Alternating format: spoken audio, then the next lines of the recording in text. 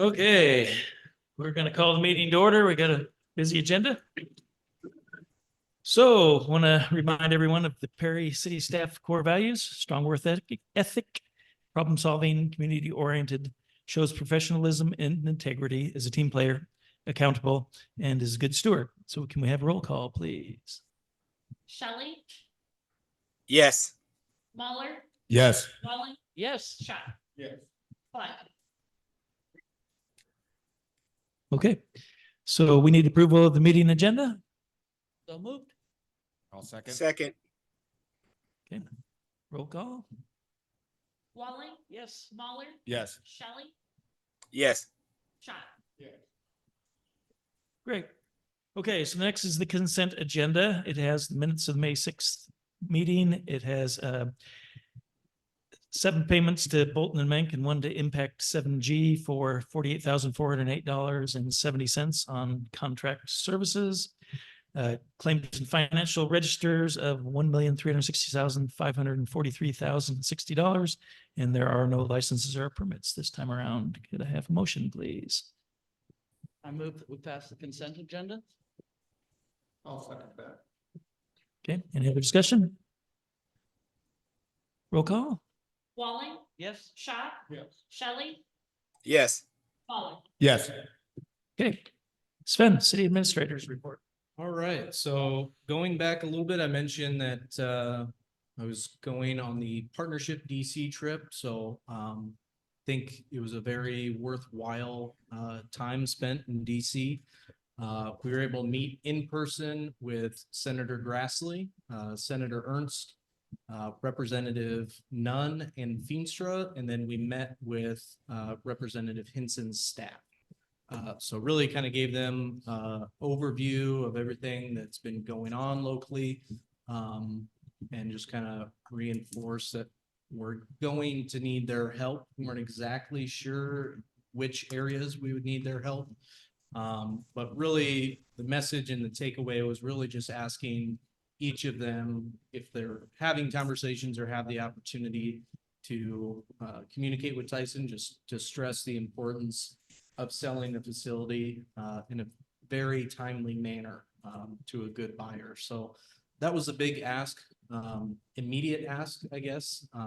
Then mostly from that, just again, kind of reinforcing that as we understand what the actual effects are on the community, we'll be back for more communication about how they can be of assistance to us. But certainly as we look at grant applications and things like that, there'll be excellent support to help give us a letter of recommendation for anything we go after. So when I was in DC, we did get an email that we successfully secured the ability to host our AmeriCorps volunteers. So we'll have 7 to 9 AmeriCorps folks from July 12th through September 5th.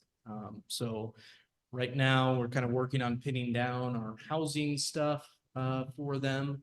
And then John Anderson and I are kind of trying to pin down all of our projects and schedule, and then working with Susie on funding for those projects as well. So we'll be having some partners. One of the key things that we're wanting to work with those volunteers on is some housing rehabilitation. Have had good conversations with Habitat for Humanity, and it sounds like they're going to be able to help us out to kind of help manage the home construction aspect. And then just a lot of the projects that John has in the park system, working on the American Legion building, things like that. So should be able to get quite a few things knocked off our to-do list this summer, with hopefully 8 or more extra sets of hands. So very excited about that. But I think gonna have a little bit of work ahead of us getting everything in order. So we'll have more coming to City Council. I know there's a formal agreement for the AmeriCorps volunteers. We should probably have that at our end of year meeting, because they like to do that as close to when the volunteers are going to show up as possible. Then just working through maybe some of those project funding items and the housing as well, wanting to get approved. So really excited about that. It'll be a really great opportunity for us to have additional help this summer to get some of those projects knocked off the list. Friday, we had two gentlemen from Region 7 EPA come up and meet with myself and then some folks from Bolton and Mink and Impact 7G. I think they have a lot of new funding programs with the infrastructure funding bills that have come out. So they recognize that Perry has been very successful with EPA grants historically, and Susie's a rock star of administering those programs. So so they enjoy working with Perry Thank and you, wanted to Susie. make sure that we were aware of what programs they had. So there's a few pretty significant ones. So I know like a jobs training grant, they also have what they call AmeriCorps Vista Green AmeriCorps, something like that, which is actually having somebody for 1 to 3 years to work on specific projects. So that could be an opportunity. They have a good jobs training grant for kind of that green industry, and then also lead, asbestos type removals, things like that. So looking to maybe see if we would make a good applicant for that grant as well. And then they have, like a lot of other departments, are looking at taking a more targeted approach of investing in communities. So they have a community change grant opportunity, and the max is $20 million. So what they want you to do is take, I forget, I think there's 8 different areas, and build multiple projects around one grant. So it can be housing rehabilitation and weatherization, energy efficiency type stuff. For housing, you can use the money to do work on commercial buildings as well. And then green infrastructure, so we could look at another phase of our downtown project, and a few others. So working with Bolton Mink and Impact 7G to kind of put together some ideas and trying to build out some framework that our staff can go through as well, and hopefully tick off some other projects. So more to come on that. Obviously, that'll be a big project to even put the application together, but looking forward to that. And then my last thing, this Wednesday at 5:30 at La Poste is the Tyson panel discussion. So that'll be a great opportunity to come and listen. We'll have folks from Iowa Economic Development Authority, Iowa Workforce Development, Hospital, and our local folks, as well as Mayor Kavanaugh giving a little exit talk. So we'll be looking forward to that as well, but definitely a great opportunity to come and learn about what we've been doing as the Perry Next group, and then what all of our partners have been talking about as well. So Tom Berkran is going to talk kind of about the pork industry as a whole, and then moderate the conversation for us. So really excited about that. Should be very informative, and now also an opportunity to ask questions if folks have questions. So it's kind of my list for the week, but does anybody have questions? I did see your pictures from DC, Spin, and you really look good. I mean, look- I you don't look look good thinner every on- day, Joe. You look thinner on camera. Thank you. You're welcome. Just one comment with the asbestos abatement. Since the city owns La Poste now, the basement still has quite a few pipes with asbestos. They're kind of coated, but looks like that's cracking a little bit, and might be better to just try to get it removed than Yeah. paint it over again. Yep, I know they've had it inspected and have it signed and everything, but that very possibly could be one of those projects. So.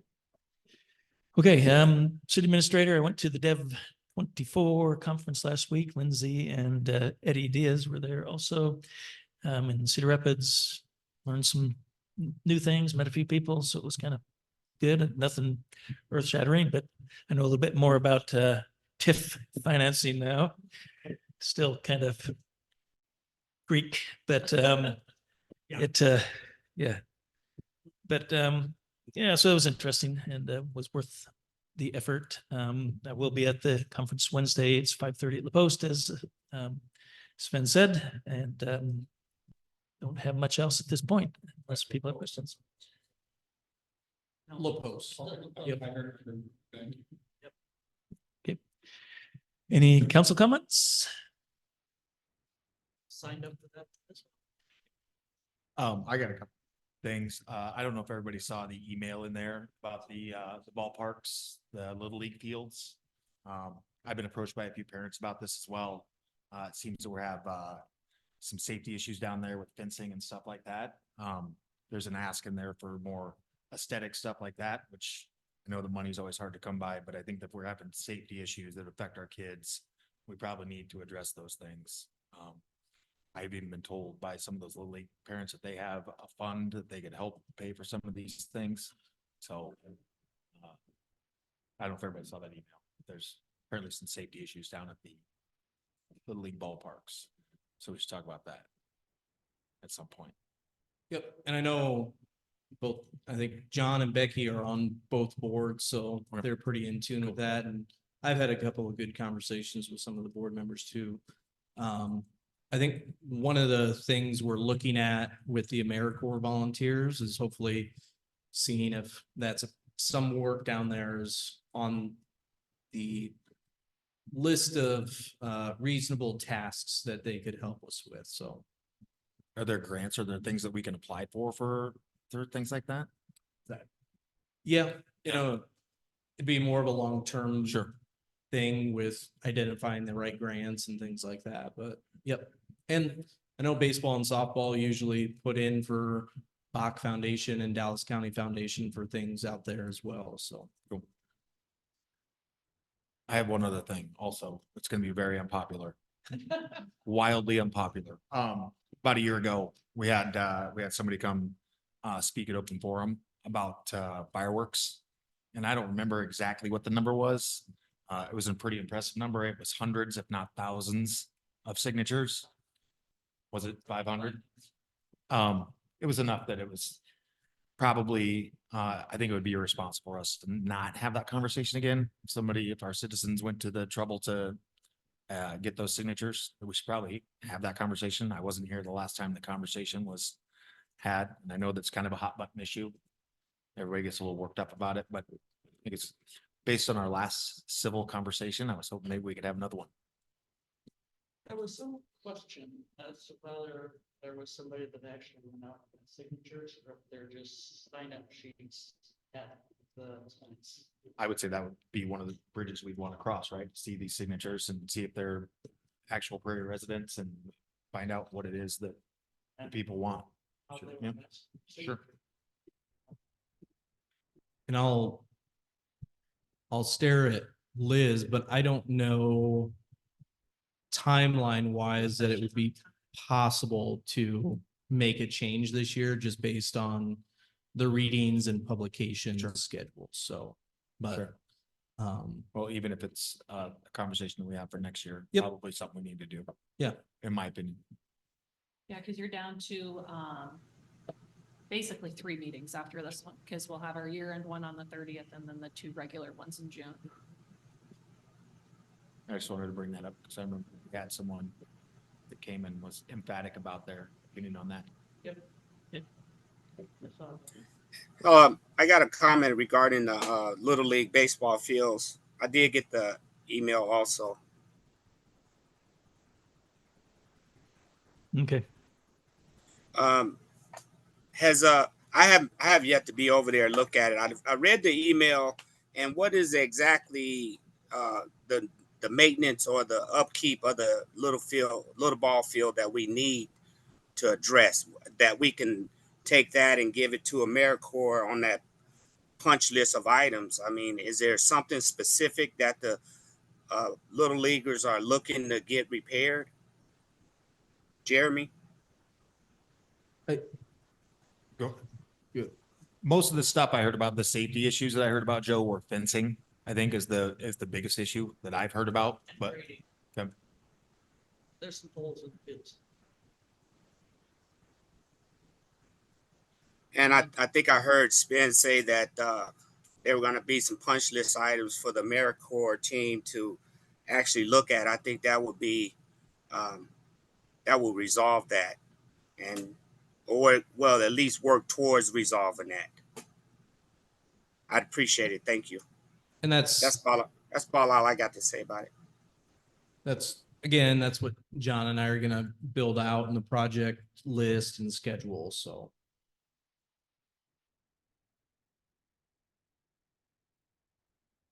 Okay, we'll move on to open forum. Speakers will be asked to step to the microphone and state their name and address for the record, and individuals speaking will be given 3 minutes to address the council.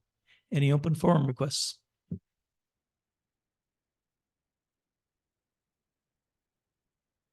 Okay, being none, we have 3 public hearings tonight. The first one is a public hearing on proposal to enter into a general obligation street improvement loan agreement. This is for $1,535,000. It's something we do every 4 years when we do the street projects, and then we use our street monies to pay it off over the next 4 years. And so I would open this public meeting at 6:16.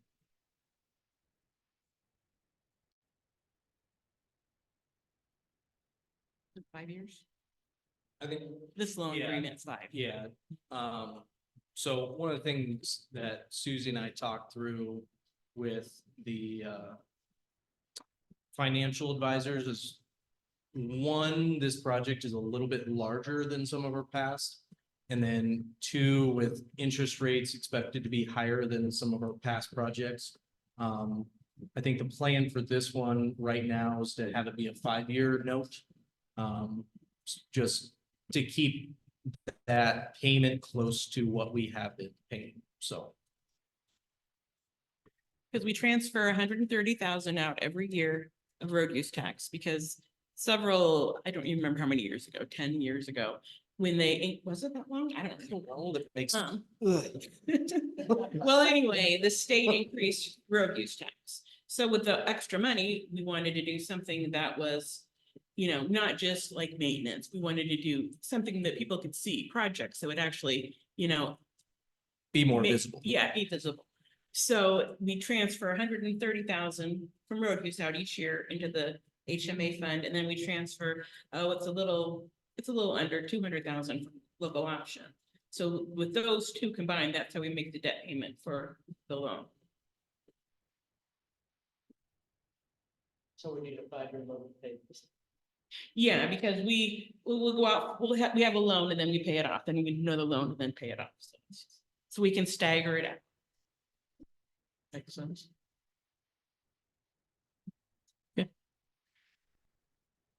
Any other comments? Okay. Close this one at 6:18. Second public hearing we have today is the amendment for the current fiscal budget, fiscal year 2024. At the end of every budget year, we have to move monies around if we've overspent or underspent in certain categories, just to keep the state happy. And so that's what this is for. So we'll open this hearing at 6:18. And any comments, please? We're amending our revenues by $1,580,762. And then we're amending our expenditures by $3,513,567. The majority of that is capital projects that were not, that either happened mid-year or they were over budget or they happened quicker than we thought. So most of this is capital. It's not all of this is general operating expenses.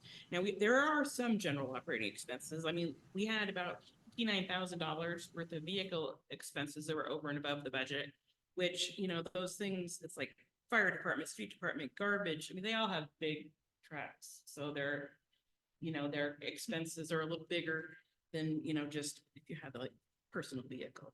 The property and casualty insurance, that increased from 256,000 to 371,000.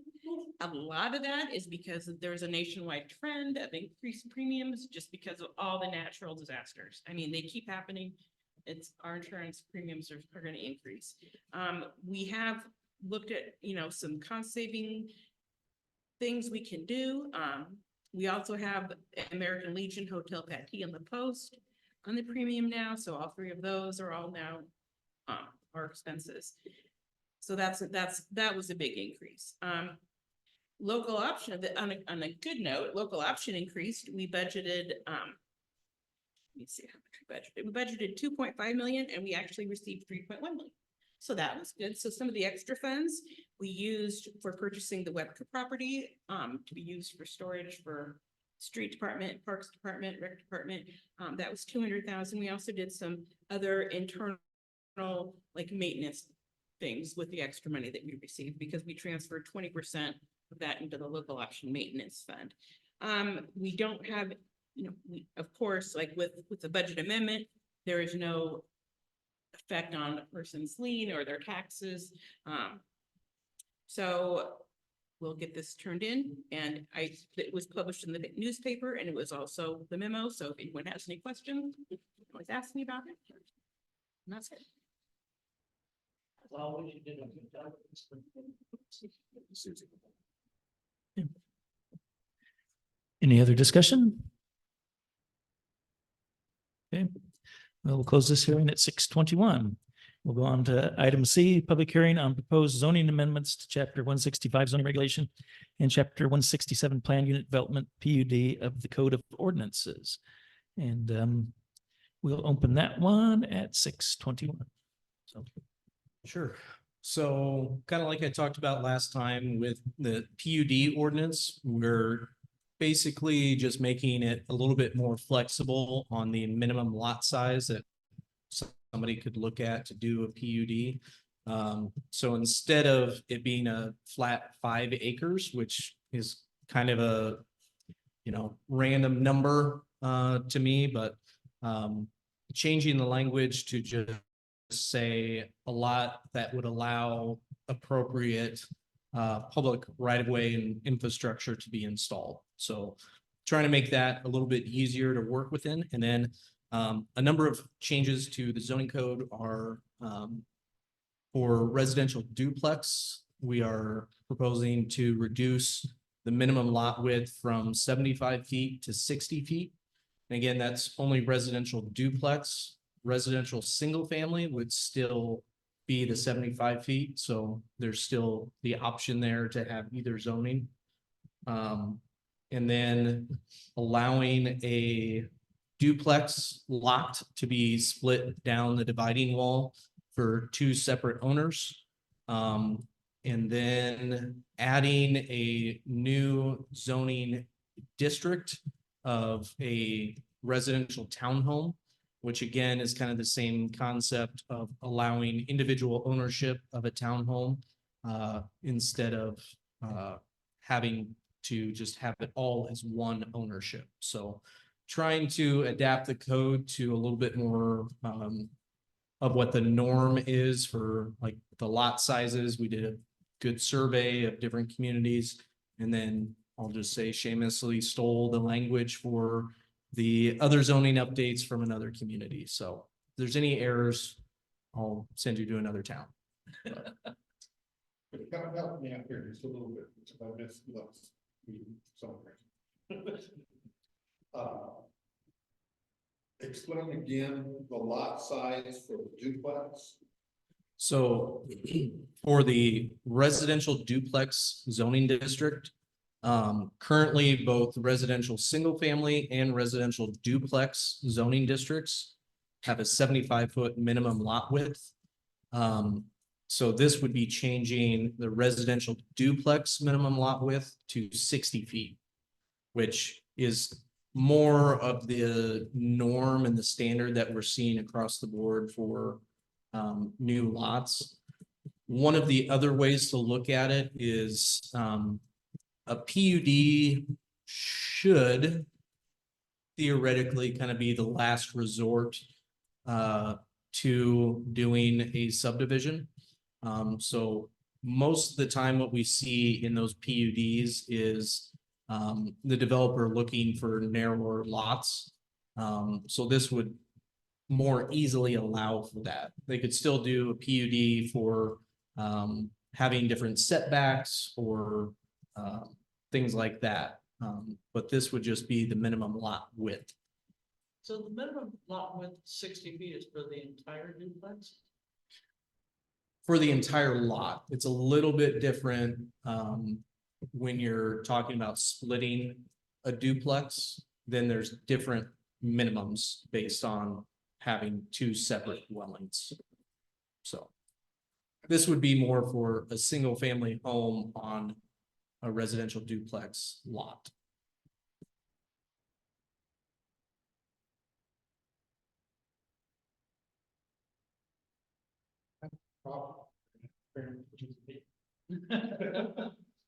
I have a little bit of a question about it too.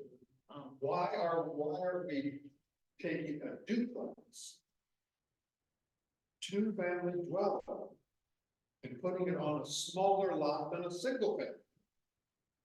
So you can still build a single family home, and that's what really, I would say probably 2/3 of the city of what we'll call the older parts of town are a residential duplex zoning district. So somebody could still have a residential duplex zoning and build a single family home.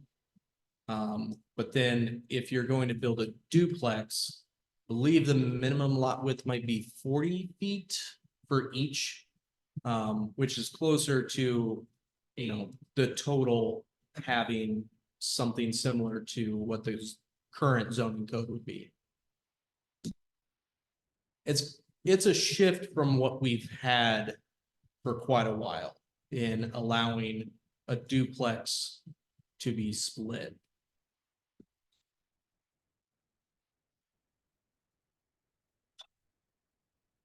Just You have to read the ordinance. yeah. Yep. Yeah. Because it is kind of Because- confusing.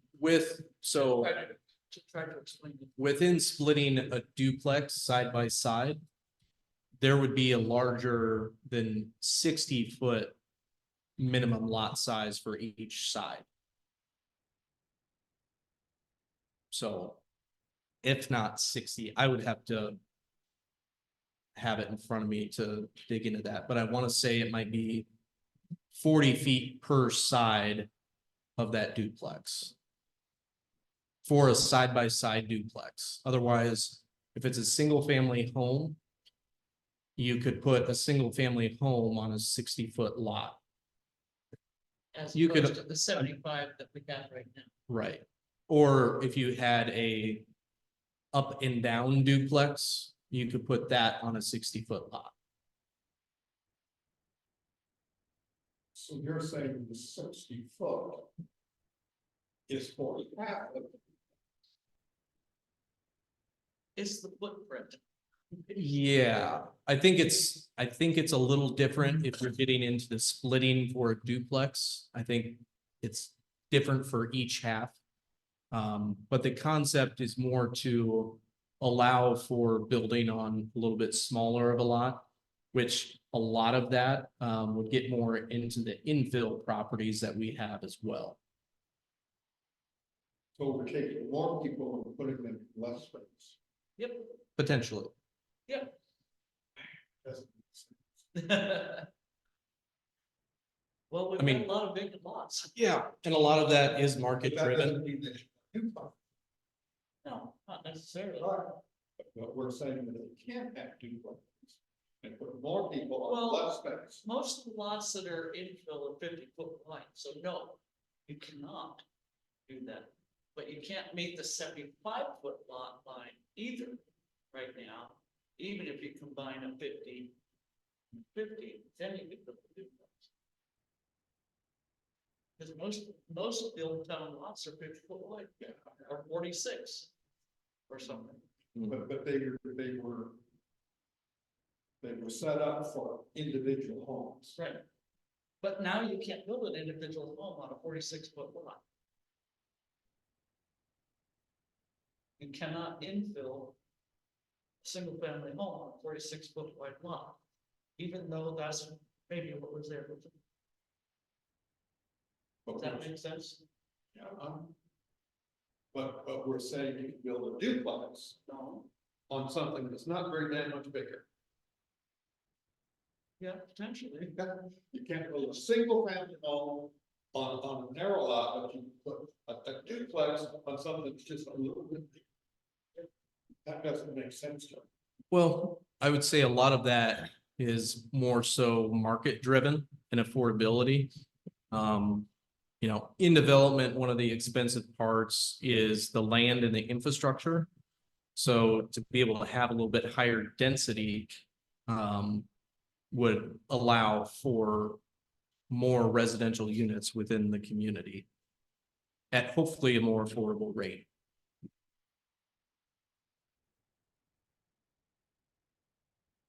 The ordinance is a little bit, makes it a little bit more clear. Yep. I think. I think that calling it a duplex lot is what's the confusing thing, because it's meant for single family homes and all those 60-foot lots, not Our duplexes. lots have always been residential duplex. Yeah, so most of where residential single family is now would be newer development. So Sunflower. I think Sunflower and then Southgate, south of 141, Summer Meadows. And then like the 16th Street area would be residential single family. And that would, under this, stay at 75 feet. I mean, I have a duplex, it's on a single lot, it's 2 stories, but apartment. Right. Start with 1 story. Story. Well, and even in that, on a 60-foot lot, they would still have to fit both units within that space. So Setbacks. it might not work for them to even put that, but that's why this update allows for you to build a side-by-side duplex and split it down the middle for 2 separate owners. Potentially would have a narrow eight duplex.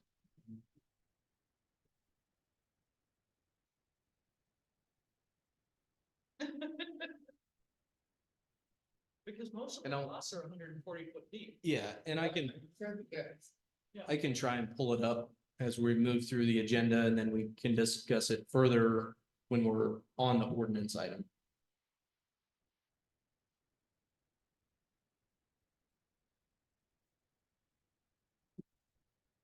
The ordinance makes it actually pretty relative to how you try to explain it. I Okay. think. Any other discussion? Okay, close this at 6:33. We'll move on to old business. So this is the resolution to take additional action on the proposal to enter into general obligation street improvement loan agreement as the public hearing just had. This will be the first reading. Is that how these work? Yeah. No, not the. Not this vote. one? This is Okay. just the resolution. Just The- resolution. Okay. yeah, the Ordinances will be. Ordinance is the 3 readings. Okay, so could I have a motion to, General obligation street. I'll second. any other discussion? And just to be clear, this is not going to affect anyone's tax rate.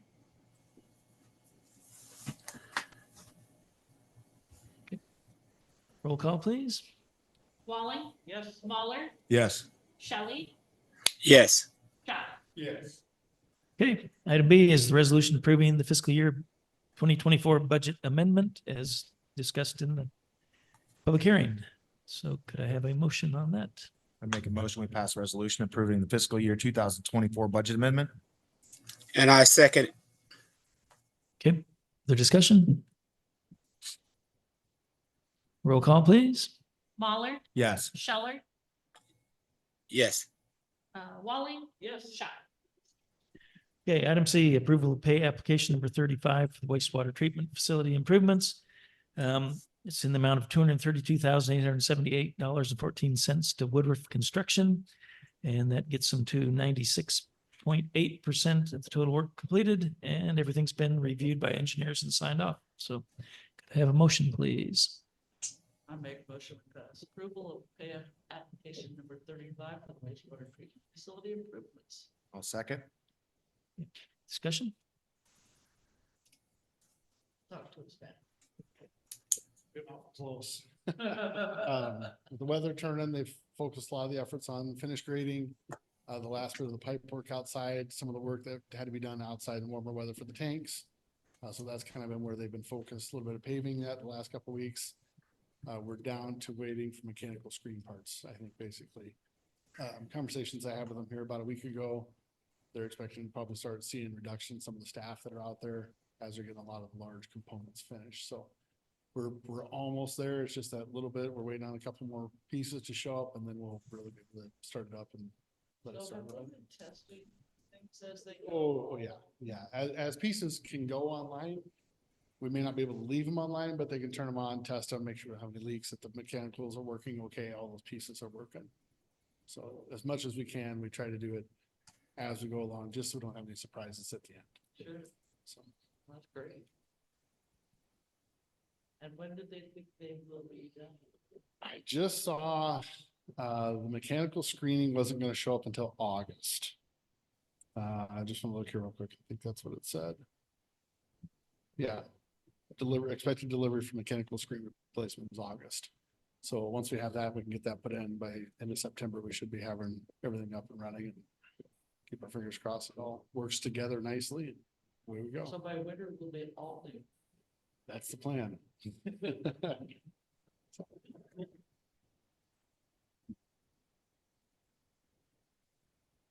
Any other discussion? Okay, roll call, please. Walling, Yes. Mahler, Yes. Shelley, Yes. Schott. Yes. Okay, item D, a resolution accepting the cost sharing grant from the Iowa Department of Agriculture and Land Stewardship, IDLS. It's in the amount of 250,000. And it's urban 24 WQUI -011. So allows us to sign all the paperwork to get this grant going. So could I have a resolution or a motion, please? I make a motion, we pass a resolution accepting the cost sharing grant from the Iowa Department of Agriculture and Land Stewardship. Also. Discussion? So this is $250,000 towards the downtown project. So this is the same grant funding that we received for the Iowa Street Stormwater Project too. So they clearly like what we're doing with different projects in town. And I know Jacob has taken the the program manager for My Dolls around to show her all the projects that we have going. And she's excited about all of them, even if they don't have money in them. Yep. Yeah, that's great. Good job. Other discussion? Roll call, please. Mahler, Yes. Schott, Yes. Shelley, Yes. Walling. Yes. Okay, item E, a resolution approving work order number 12, scope of work for the existing runway 1432, reconstruction to partial parallel taxiway A. So it's in the amount of 375,000, and it's for the engineering services, the design work services part of the contract. So can I have a motion, please? I make a motion, we pass a resolution approving work order number 12, scope of work for the existing runway 14/32, reconstruction to partial parallel taxiway A. I'll second. Discussion? So this is the design. You know more about it. You know the project. I was just gonna say that part of this process was what we went through a month or 2 or 3 or 4, sometime in the last 6 months. when we approved that contract with Sambatech to give an independent fee estimate. That's part of the FAA's process to keep Matt honest with what he charges us. So that came up back and passed the mustard of FAA, and they've concurred on approving the contract. So Yeah, so this is the design, the next piece of the runway extension. We've got the runway in place. This will build the full-length parallel taxiway to match the runway length. From the FAA stance, those were all kind of bundled together as one large project from them for different funding buckets. They had to be broken apart in different years for them. So that's why we're just doing the design for this now. The next two items behind this are grant applications that pay for the engineering that goes into the design of that. You'll notice there's two. One is through our standard entitlement funding or our discretionary funds. The second is through the bipartisan infrastructure law bill, which the city of Perry received funds as part of that program from Congress. So we're using part of those funds to pay for this as well, which will roll in the construction portion moving forward too. I was a little bit confused when I was reading through things. The existing runway is 75 foot wide, right? Correct. And there was something in there about the taxiway being only 35 foot wide. Correct. That's set by the, So we're tearing up the old runway? well, yes, the old runway becomes the new taxiway. So we're gonna recycle the material that's on the runway. We're gonna tear it up, put it back down as a rock base, bring it into the width that is required for taxiway width. So the old runway will basically go away and we'll use Correct. that base. Yeah, to we'll create use the old a brand concrete. new Concrete. Correct. taxiway. Yeah, we'll Good recycle. enough those to land materials. on, but it's not good enough to taxi on? Well, it's not good enough to land on really much anymore. There's a lot of holes in it, so it's, I believe the east portion of it is from 1965. It's the original pavement, so it's also really showing its age. It's just not holding together anymore, so. I was reading that and I was going, what, we've got a runway and we're gonna tear it up, replace it? It's kind of already tearing itself up. Sorry, Laura. Okay. Yeah. That's what I wasn't clear on. Absolutely. Okay. Okay. Any other discussion? Okay, roll call, please. Walling, Yes. Mahler, Yes. Shelley, Yes, Shot. Yes. Okay, item F, another resolution approving the formal submittal of an application to the FAA for eligible funds for the airport infrastructure grant for the existing runway 1432 reconstruction. It's in the amount of $51,670, of which 80% or 90% is paid by the FAA. City shares 10%. Can I have a motion, please? Make a motion, we pass a resolution approving the formal submission of an application to the FAA for eligible funds from the Airport Infrastructure Grant, AIG, for the existing runway 1432 reconstruction to partial parallel taxiway A design improvement project. and I'll second that, Jeremy. Okay, discussion. Just one question, ma'am. Since the new runway is 5,500 square, or 5,500 feet long, is the taxiway gonna be that length? It will match it, yes. Okay. Yep. Okay. That was part of the plan. Yeah, with the class of aircraft we're bringing in to have a full-length taxiway with exit opportunities on it is really necessary. Also requirement of a lot of insurance companies for aircrafts that are using the airfield. So will there be partial pass-throughs at different lengths? Yes, at different points, there'll be connections. They all stagger, so you can't have a direct access from like the terminal right onto the runway. So you have to make turns to make sure nobody can accidentally go right out on the runway. But yes, there's multiple exit points. So like real. Yeah. That's down.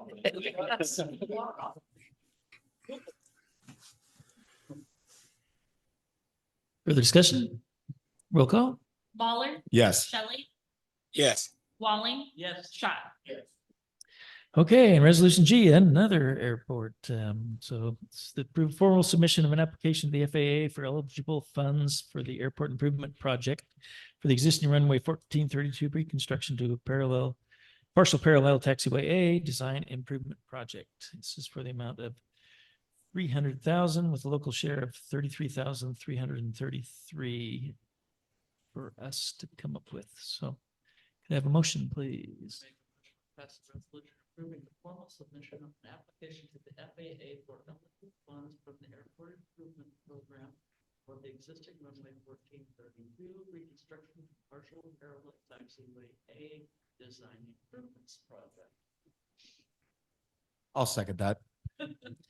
Discussion.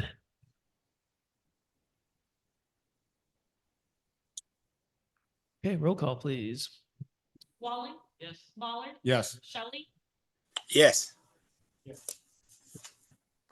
so these ones are easier. So H, approval of change order number 1 for the Willis Avenue overlay. It's to Iowa Paving. Is that who's got that contract, Sven? Des Moines. Des Moines Asphalt. Okay. So could I have a motion on this change order? I make a motion, we approve change order number 1 for the Willis Avenue overlay. Second. Right, so that was not a typo. It is a no-cost change order. After the contractor got on site, we kind of looked at things, found some constructability that makes it a little easier for them, a little bit more consistent in getting the profile that we're looking for. So it was more just a documentation. That way, through the Iowa Department of Transportation, they have paperwork that shows what we did. So the biggest thing is once we do go through this process, we'll need mayor to do the Doc Express component of that, similar to the contract.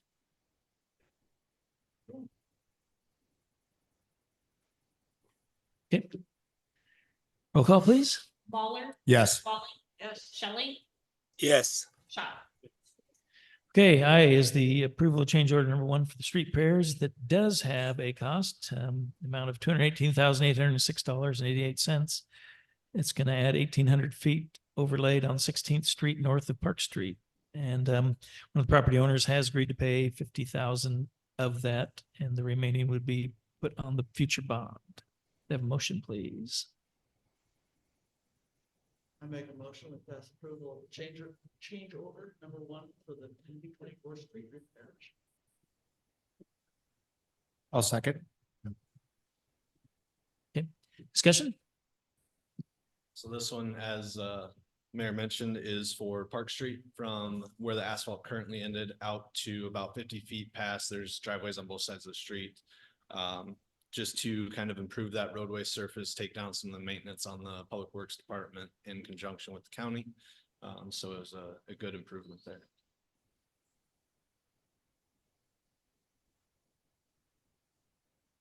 Any other discussion? Roll call, please. Walling, Yes. Shot, Yes. Shelley, Yes. Ballard. Yes. Okay, item J, approval of change order number 1 for Frog Creek Restoration Project. It's the amount of $40. The change of rock material and additional erosion control. Can I have a motion, please? Make A motion to approve the $40. I'll second. Okay, discussion? What was the $40? Was that a bag of rocks or something? That's what I'd say. I think we're on a roller coaster here. So there's multiple components to this. The first one was there was a change in rock materials, just to kind of see some cost savings there. There was a more expensive rock, so we had Class E, which is your standard riprap you'd see along stream beds. So it's changing some of those materials, keeping the same aesthetic feel with those creek crossings where more public attraction is going to be, with still maintaining the embankments with the stabilization there. The other component of the change order is for additional erosion control measures. With some of the rainfall we've been seeing, we're making sure that we're stabilizing and keeping the creek as clean as we can. Thank you. Any other discussion? Roll call, please. Shelley, Yes. Ballard, Yes. Walling, Yes. Shot. Yes. Okay, item K, approval of change order number 1 for the Iowa Street Stormwater Wetland. It's for the amount of $65,767.19. And this includes some additional excavation and dewatering operations as needed for the removal of the material. So can I have a motion, please? Make a motion, we approve change order number 1 for the Iowa Street Stormwater Wetland. Second that. Discussion? So this one's got a similar two-part to it. As we work through the DOT work within the right-of-way permit, they brought up some potential items. So we were able to remove some more expensive pipe, put in a pipe that has the equal conveyance of the water between the two systems. So everything as designed is maintained. I believe it was around a $13,000 savings. And then the larger amount that was added was due to the materials when they started excavating, were found to be in very poor condition. So to utilize scrapers, they were burying scrapers, backhoes, excavators, everything. So working with the SRF folks and IDLs, they decided that it was eligible for their funding, and then that's where this is coming into play.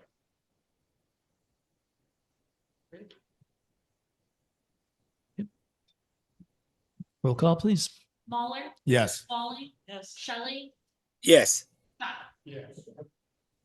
Okay, item L, resolution approving a permanent recreation trail and public utility easement. This is between the city and Fairway stores to increase the width of the sidewalk along there for the one route of the bike trail towards the connector. So could I have a resolution or a motion, please? Second. Okay, discussion?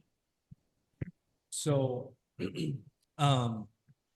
when we got into more of the design of that trail section, it was going to be pretty close to the edge of the right of way. And then it would have been right next to the back of curb. So in having that conversation with Fairway, they were agreeable to allowing us to have a wider easement to be able to push that trail away from the curb a little bit.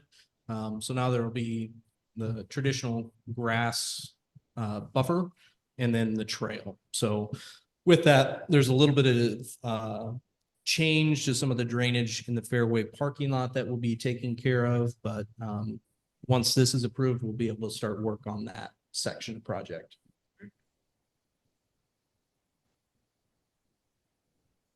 The discussion? Roll call, please. Schott, Yes. Walling, Yes. Shelley, Yes. Mahler, Yes. Okay, on to new business, a resolution approving Teamsters Local Union 238 agreement for the period of July 1st, 2024 to June 30th, 2027. This has been agreed with by the union, and we need to ratify it to make it take effect on July 1st. Motion, please. I make a motion, we pass a resolution approving Teamsters Local Union number 238, agreement for the period of July 1st, 2024 to June 30th of 2027. I'll second. Discussion? So this was part of our budgeting process that we planned for, but the police wages were difficult for us to attract and retain officers. So this gets us to a more attractive level to hopefully be able to continue to get good applicants, and then retain the ones we have. So it's not as good of a deal to go to the county or another suburban community. So there's a pretty significant adjustment in this first year in the fiscal year we're headed into. And then years 2 and 3 are 5% increases both years. Be nice to keep them around a while. That's right. Roll call, please. Walling, Yes. Mahler, Yes. Shelley, Yes. Yes. Maybe if we can keep them around, Eric will just want to stay. Yeah, that's probably right. He's getting tired of hiring more and hiring more and hiring more. Okay, item B is the other union contract approving the AFSCME local union number 3461 agreement for the period of July 1st, 2024 to June 30th, 2027. Can I have a motion, please? Make a motion, we pass a resolution approving AFSCME local union number 3461 agreement for the period of July 1st, 2024 to June 30th, 2027. I'll second it. All right. Discussion? And sort of a similar situation. This is a 3-year agreement with a 5% increase each of the 3 years. So Do want to give a shout out to both of the unions for being pretty easy to work with, but also putting up with my timeline of getting all this pulled together and put on the council agenda. So they've been very patient with me. Okay, roll call. Lawler, Yes. Walling, Yes. Kelly, Yes. Schott. Yes. Okay, item C, resolution approving a NA28E agreement with Perry DMAC Van Kirk Career Academy. It's for paving a lot across the street to be used by them during the school hours and becomes kind of city property during other times in the summer. We would each contribute $48,729.11 to get that lot paved. Can I have a motion, please? Make a motion to pass the resolution approving a 28E agreement with Perry DMAC and. So I know Misty and I have talked for a while. There have been some conversations around student parking during the school year for those DMAC students. So working with Eddie and his facility folks at the big DMAC in Ankeny, we're able to come to an agreement where during school hours in the school year, they would be able to have their students park in that parking lot, and then outside of those times, so pretty much all summer, and then in the evenings, that would be open for public parking. So great way to get that lot paved with some cost share.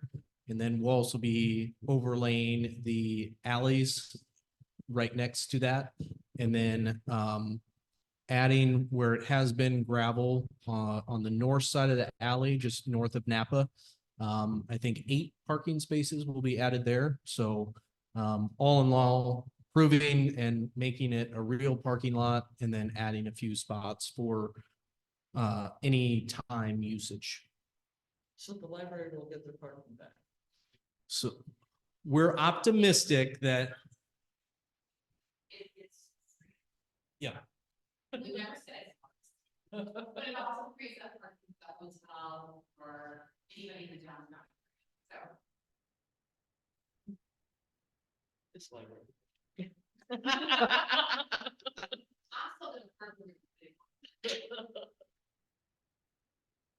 Okay. Roll call, please. Walling, Yes. Schott, Yes. Shelley, Yes. Paul. Yes. Okay, now we're gonna have 2 ordinances. That'll be the first reading for both of them. Already discussed. So A is the ordinance amending the code of ordinance to chapter 165 zoning regulations. This is the one with the townhouse dwelling district, and so we'll have take a motion to approve approve this as first reading, or what do we just? I make a motion, we pass an ordinance amending the code of ordinance, chapter 165 zoning regulations. I will second that. Okay, discussion? all right. So I did some research. And for a side-by-side duplex, it would require a minimum of 40 feet for each half of the duplex. So that would be a total of 80 feet. If somebody wanted to do like a first floor and upper story duplex, that could be built on and have single ownership, that could be built on a 60-foot lot. And I But think you could not have dual ownership on an up and down. correct. So, Side by side, you can have dual ownership. yep.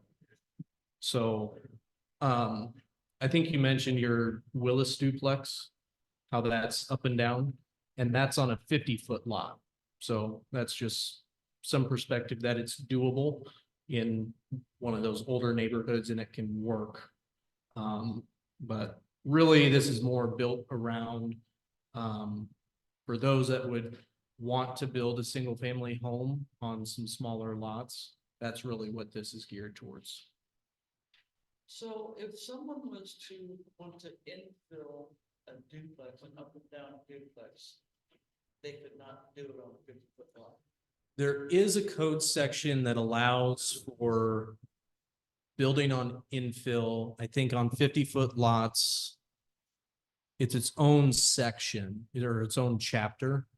But it does allow it for previously platted lots or something like that. So it is possible, under that code, and I would defer to our city clerk to quote the chapter number. But I think it's, Its own section within. I think it's its own chapter of non-conforming lots or something like that. It would have to go to planning and zoning. I don't think so. You don't think so? We'll wait for our researcher. Another time. Okay. Just curious. We're all just waiting, Liz. No. I was gonna be sassy and say, I'm gonna defer to our community, economic and community development director. But Yeah. there is a way to be able to build on a 50-foot lot. This is more for new plats or, I think specifically, Habitat was looking at some lots up in, what's that neighborhood just south of Northgate? By yours. Graceland? Graceland. So there was 3 lots that could have been reworked to fit to be 3 residential duplex lots at 60 feet. But because of the code, they weren't able to fit 3, they were only able to fit 2 homes in there. So that would be an area that a 60-foot lot would fit the character of the neighborhood and be able to build a home on. Sure. And really for us, a big part of that is in that same space, we could have 3 homes providing tax revenue coming in to help support infrastructure alone, let alone all the other services. But as our code was, we were only able to build 2 homes in that same space. So really, it's just, part of it is the return on investment of infrastructure for us. So if we're able to have a little bit more density and still meet market demand, and hit a little bit better price point, that's better for everybody.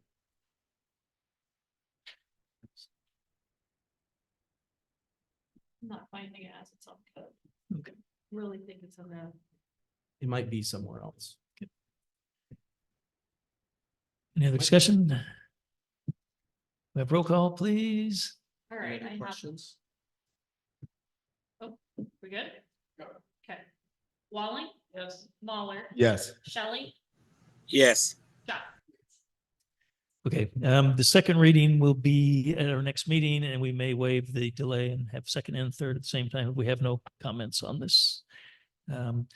Okay, and the next one is the ordinance amending the code of ordinance chapter 167 planned unit development.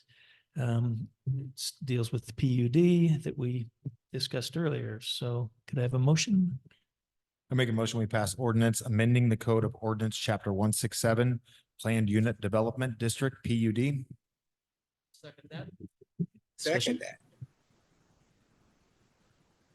So again, with this one, the only language in the whole chapter that is changing is on the size regulation, we're just taking out the exactly 5 acres or larger and making it be a little bit more flexible language to just be large enough to accommodate public infrastructure and right of way. So leaves a little bit more open for us to be able to, because there's a few lots around town that might be, I know the one that somebody has interest in developing is like 4.76 acres.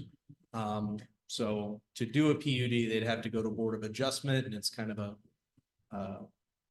awkward scenario to go through that whole process just to do the same thing. So just trying to, again, add a little bit more flexibility and allow a little more infill areas to be developed.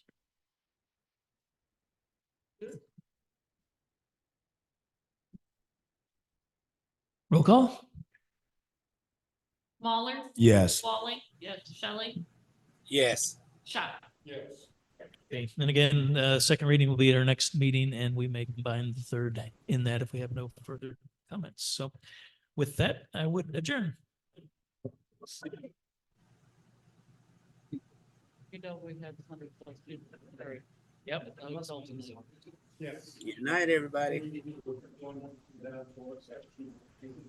Oh, okay.